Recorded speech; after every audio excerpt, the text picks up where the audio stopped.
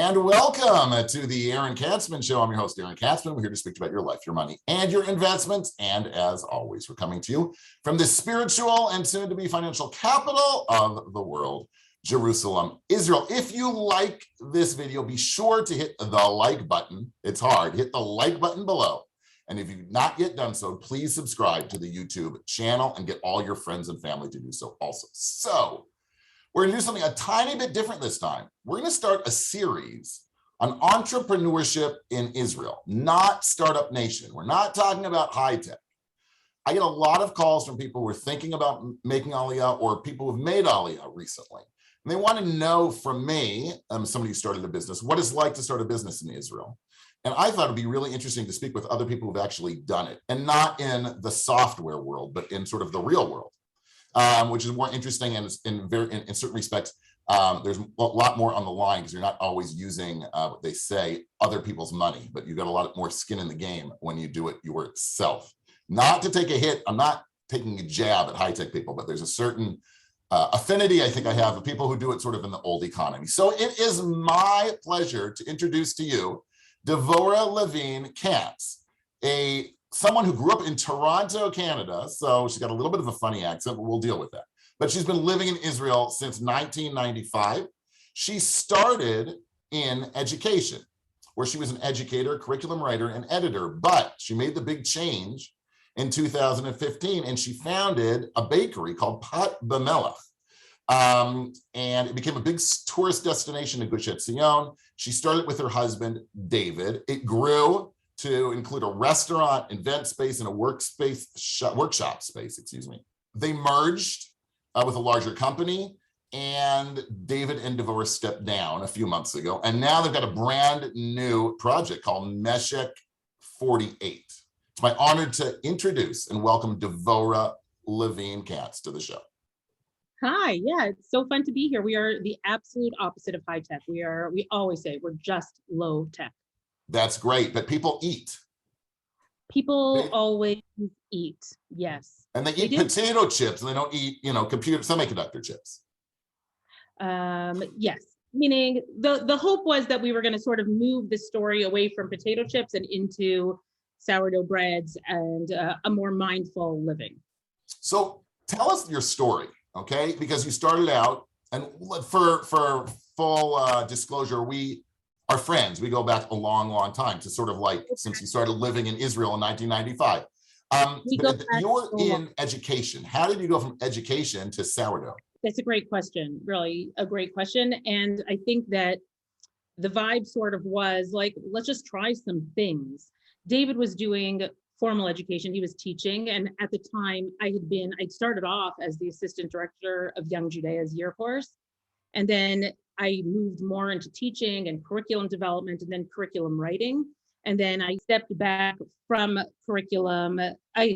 teaching and was just doing curriculum development. And we got to a point where we understood that teaching in Israel does definitely not pay all of the bills that it should be paying. And David had been running workshops on his own already. He'd been going around the country. He was running workshops in the States. And through all of his workshops and my my curriculum writing, we sort of came to a new point where we realized David started with matzah baking workshops, but we realized he was only popular 1 week out of the year. Like the week before Pesach, everybody wanted a workshop.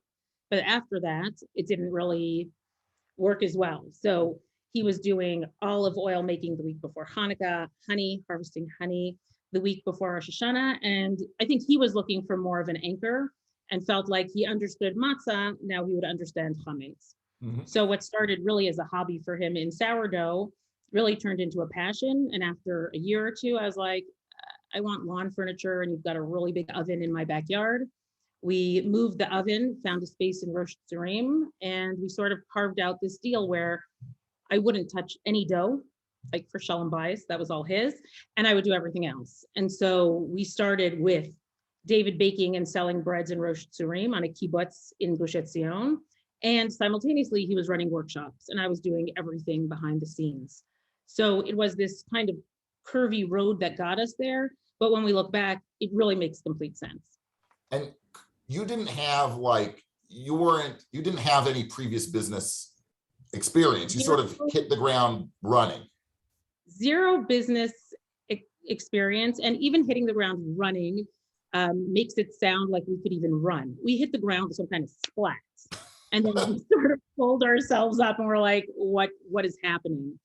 One of the things that works very well for David and for me is that we don't put ego into it. We're very good at not being the smartest people in the room and saying, somebody else who knows something, why don't you teach me about that?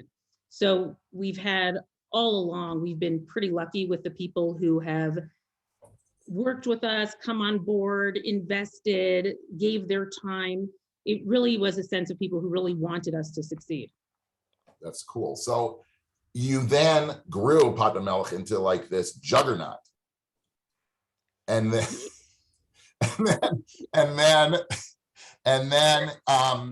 so you merge it with a bigger company, and then, so what happens? You had Corona, which obviously was, probably was a game changer in certain respects. It was a game changer. Look, meaning a lot of our revenue and our revenue streams, they were very diversified, because once we left Roche Surim, which was this very small space that had enough for a small bakery and workshops, and we moved to Efrat, which had tons of space. So our revenue stream grew because we had a restaurant and we had workshops that were running there, and we had event space there. And when Corona hit, it knocked us out. And one of the things that we're good at is the hustle and pivot. Meaning those are the two things that we just, from the minute, I even remember, it's literally hilarious that when COVID began, there was like a Saturday night where my senior staff all drove in to sit in Efrat and to figure out what do we do, as if we could understand what a pandemic looked like. Like right. That meeting, like everything that was suggested there was completely wrong. We had no idea what was about to happen.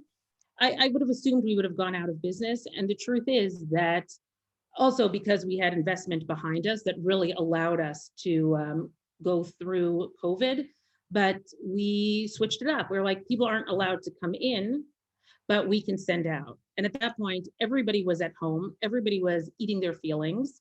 And it was this great thing where you're like, I'm gonna be in Ra'anana one day a week, and then Modi'in, Yerushalayim, Tzor Hadassah, Beit Shemesh. We sort of hit major cities in the country, one a day or two or three a day for, I don't even know how long, a year and a half, because people weren't going to their favorite bakeries, or that income that they had or the money that they had on the side for going to restaurants or travel. If they could bring donuts in and a nice loaf of sourdough and a soup, they're like, okay, that's good. So COVID switched in general, it switched how we deal with food and how we approach food. But beyond that, we were able, to our surprise, to go through COVID. That's great, amazing.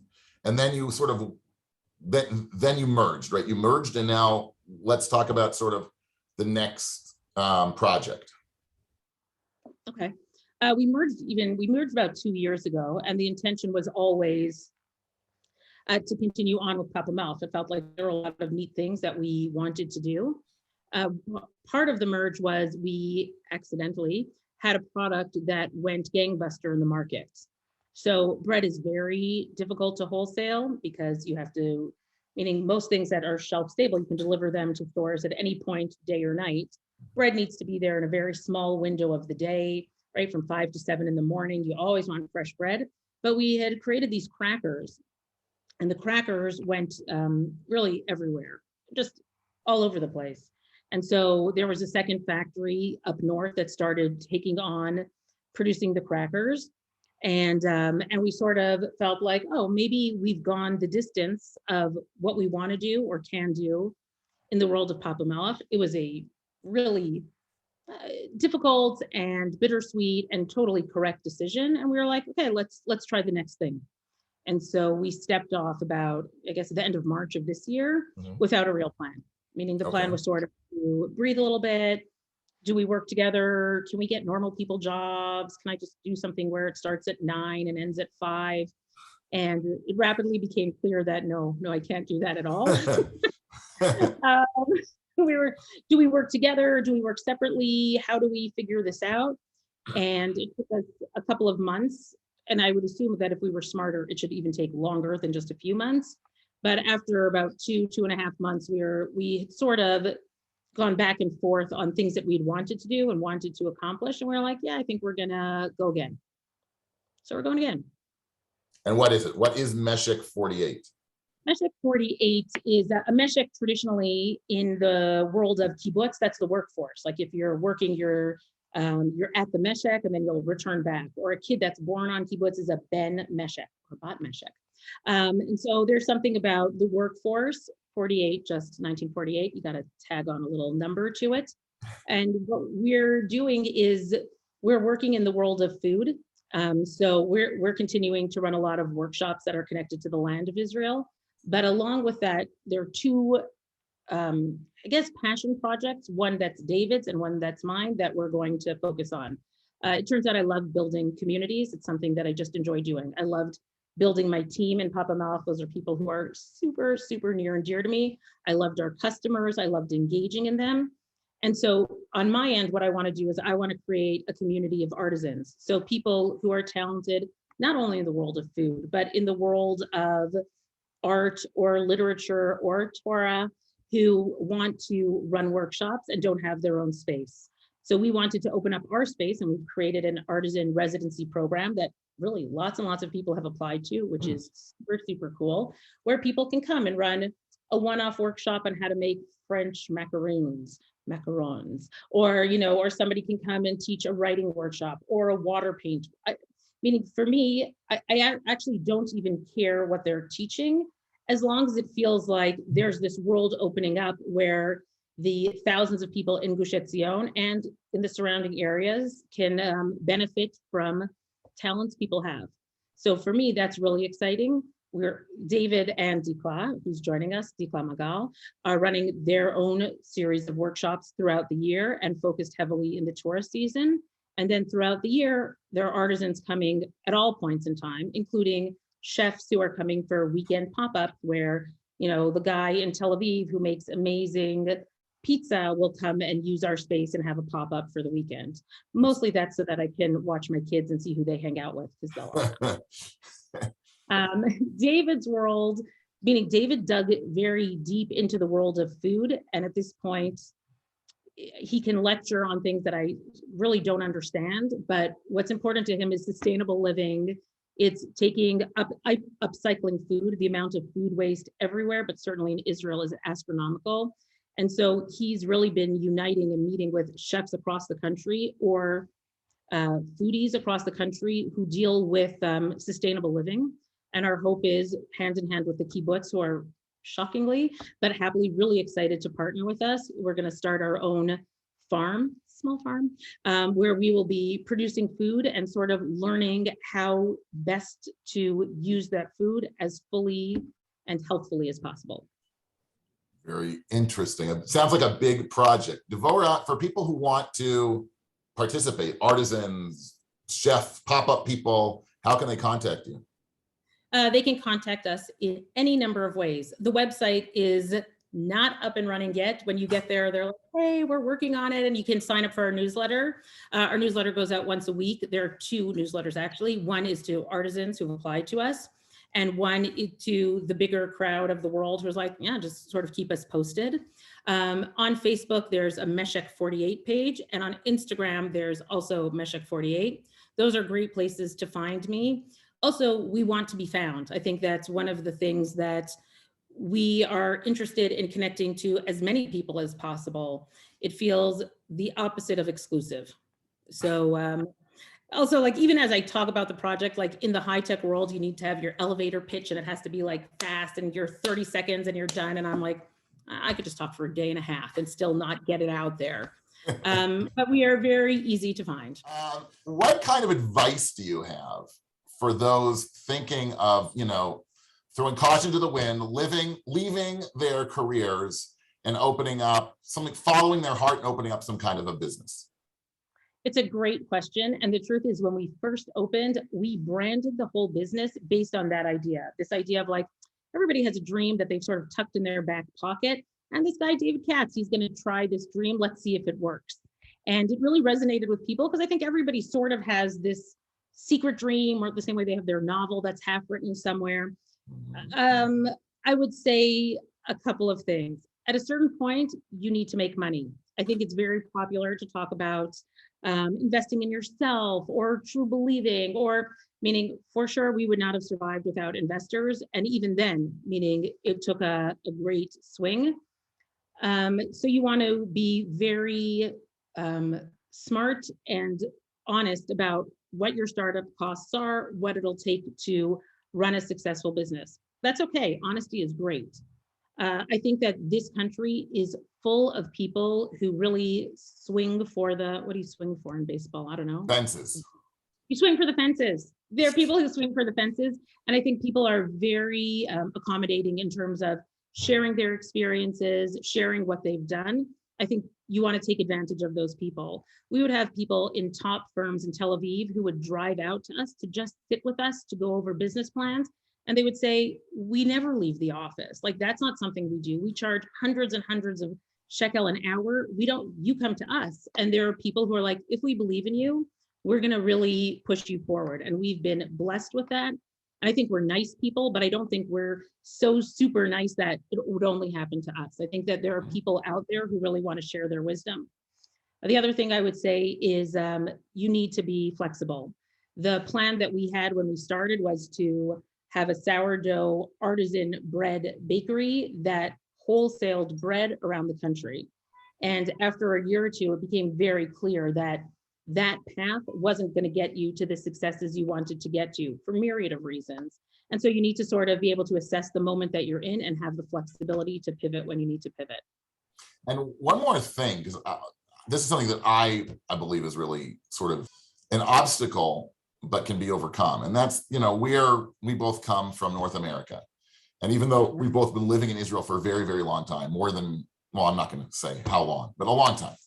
I don't want to get into percentages of life, but you come with a certain culture and you're trying to do business in a different culture. I always felt that sort of presented certain obstacles. They're surmountable, right? You can get around it. But did you find that was an issue for you, sort of, even though you've been here as your adult life, but it's sort of a different culture and it was a little bit difficult to sort of, swim in that culture? 1000%. 1000%. I would say there were times that we would have meetings with people who are like there was no common ground. I'm pretty good at talking to most people, and I would find that I'd be sitting at a table with an Israeli ex-commando military guy who isn't observant, has never crossed, we're in the Shtachim, we're across the green line. Like, there was no commonality there. I'm like this well-intentioned Canadian chick, like there wasn't. And so there were definitely times that was really hard. And I would say there were times that I was completely unsuccessful with it.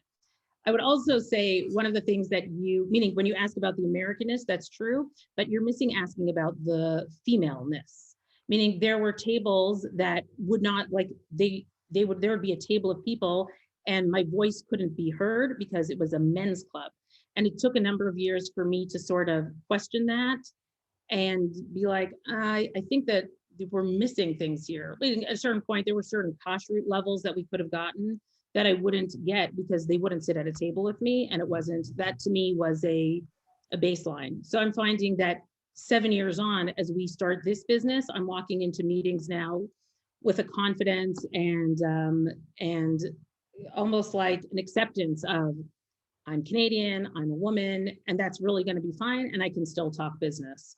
So there definitely is that notion, but I actually think, Aaron, it works both ways. I think sometimes if you come to the table as an American, you get a begrudging respect for that as well. And I can tell you there's a certain sense of satisfaction that I personally have, knowing that I, built a business in a foreign country. It doesn't have to be in Israel, right? In a foreign country with a different language. That's sort of cool. What can I say? It's really kind of awesome. I think the message that we had for our kids as we had started was like, this might really totally fail. We have absolutely no idea, but isn't it awesome that we're trying? And I think that for me, for my kids to have gone through this experience, certainly my older kids are tied into that bakery and had buy-in with Pat BaMelach. That was just unbelievable. And even when we left, it was interesting that David and I went through our own experience of mourning it and processing it, but my kids also had similar experiences. Yeah. That's interesting. So if it's to sum up, or for the final question, and I'm sure you get this all the time from people, right? Somebody's, there's somebody who's moving to Israel and they want to open a business. What do you sort of tell them? I mean, you mentioned it before, right? They have to be realistic going in and know ultimately you have to make money. But would you tell them just to jump in, or would you tell them, you know what, why don't you get a job first and then, spin your wheels for 20 years and then maybe start a business? No, well, what am I going to say, to spin your wheels for 20 years? No, yeah, that's exactly what you should do. Just be in a dead end job for 20 years. No, I think that I think specific to this country, this is a country that takes a lot of chances, and people really respect people who dare or who try. And I think that when you step foot in this country, if you're just coming or if you've been here for a while, and if you have a dream that's attainable, or create the support staff, create the network for yourself. Even the government has great resources for new businesses where they're offering you coaching at lower prices. There are so many things available. I would say that I don't see a downside in trying. I really don't. Great. One more time, how can people get in touch with you if they want to be part of your new business? Or if they just want to be like, Devorah, you did so well on that podcast. Meaning, I think there are any million of reasons people would want to get in touch. You can find me on Facebook at Devorah Levine Katz. Also, you can find me on Facebook at Meshek48. Most of the time, you're going to find me on Instagram, just making little stories about what I'm doing that day. Also, Meshek48. Those are great ways to find me. I'm pretty available to chat because I just really enjoy it. Thank you so much. This was great. Thanks so much for coming on. Great to see you. Okay, thanks so much. You've been tuning into the Aaron Katzman Show, where we speak about your life, your money, and your investments. Be sure, once again, to hit the like button below. And if you've not yet done so, subscribe to the YouTube channel. Thanks so much for tuning in, and we'll speak to you soon.